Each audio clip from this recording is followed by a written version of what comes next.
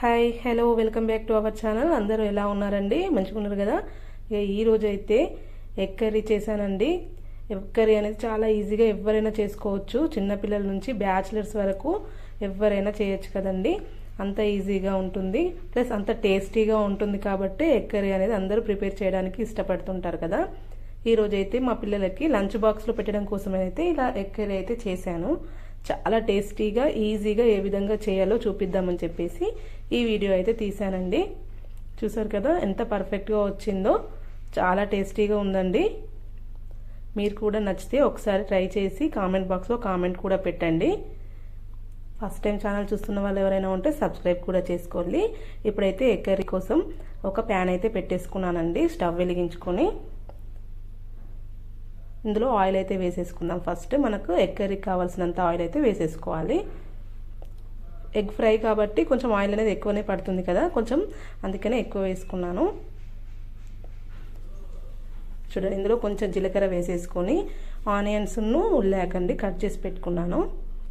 Onions అనేవి కొంచెం సన్నగా తరుక్కొని పెట్టుకోండి, మంచిగా ఫ్రై అయితే అప్పుడు.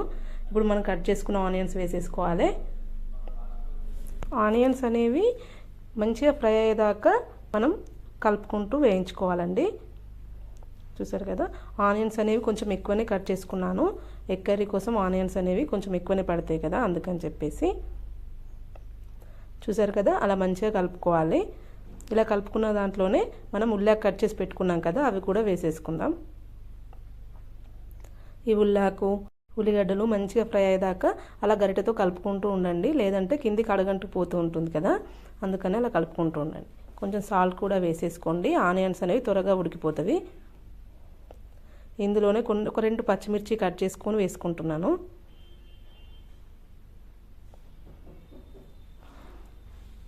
ఇందులో కొంచెం అల్లం వెల్లిగడ్డ పేస్ట్ కూడా వేసుకోండి. కర్రీ అనేది చాలా టేస్టీగా అవుతుంది. అప్పుడు కొంచెమే వేసుకోండి అల్లం వెల్లిగడ్డ పేస్ట్ అనేది. అల్లం వెల్లిగడ్డ పేస్ట్ కూడా మంచిగా గోలేదాకా ఫ్రై చేయండి. తర్వాత ఒక్క టమాటో కట్ చేసుకొని వేసుకున్నానండి. ఇవన్నీ మంచిగా ఫ్రై అయ్యే వరకు అలా గరిటెతో కలుపుకుంటూ ఉండండి, ఎందుకంటే కింద అడుగంటు పోకుండా ఉండడం కోసం అలా కలుపుతూ ఉండాలి. ఇందులోనే కొంచెం కారం వేసుకుందామండి. మనం ఎంత తింటామో అంత వేసుకుంటే సరిపోతుంది. కొంచెం సాల్ట్ కూడా యాడ్ చేసుకోవాలి. ఇందులోనే గరం మసాలా కొంచెం వేసేసుకుంటున్నాను. ఇవన్నిటిని మంచిగా ఉల్లిగడ్డల గిట్ల పట్టేటట్టు మంచిగా కలుపుకోవాలి. చూడండి, ఇలా కలుపుకున్న తర్వాత దీనిలో మనం కొట్టిపోసుకుంటే సరిపోతుంది. చూసారు కదా, మనం ఎగ్స్ ఎన్ని తీసుకుంటామో, నేనైతే ఒక 5 ఎగ్స్ తీసుకున్నానండి. ఆ 5 ఎగ్స్ అలాగే కొట్టి పోసేస్తున్నాను. కర్రీ అయితే చాలా టేస్టీగా ఉంటుందండి. ఎగ్ కర్రీ కాబట్టి ఎవరికైనా ఈజీగా చేసుకోవచ్చు.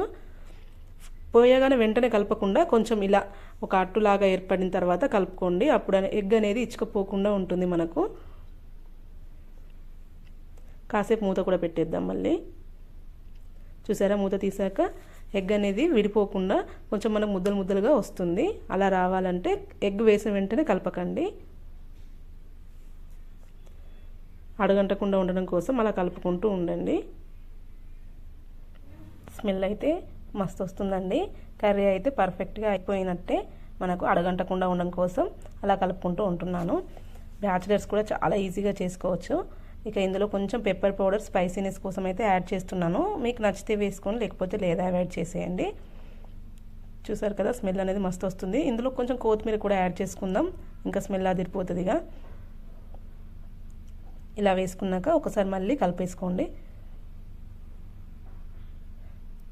ఎగ్ కర్రీ అనేది చాలా టేస్టీగా ఉంటుంది కదా, పిల్లలు కూడా చాలా ఇష్టంగా తింటారు. ప్లస్ మనకు కూడా ఈజీగా చేసి ఇవ్వచ్చు. చూసారు కదా, మనకైతే ఎగ్ కర్రీ అనేది రెడీ అయిపోయింది. నేను చేసిన పద్ధతి మీకు నచ్చినట్లయితే కామెంట్ బాక్స్లో కామెంట్ పెట్టండి. ఫస్ట్ టైం చూస్తున్న వాళ్ళు ఎవరైనా ఉంటే ఛానల్ సబ్స్క్రైబ్ కూడా చేసుకోండి. ఎగ్ కర్రీ అయితే అయిపోయింది. మీకు నచ్చితే లైక్ కూడా చేయండి, మీ ఫ్రెండ్స్కి షేర్ చేయండి.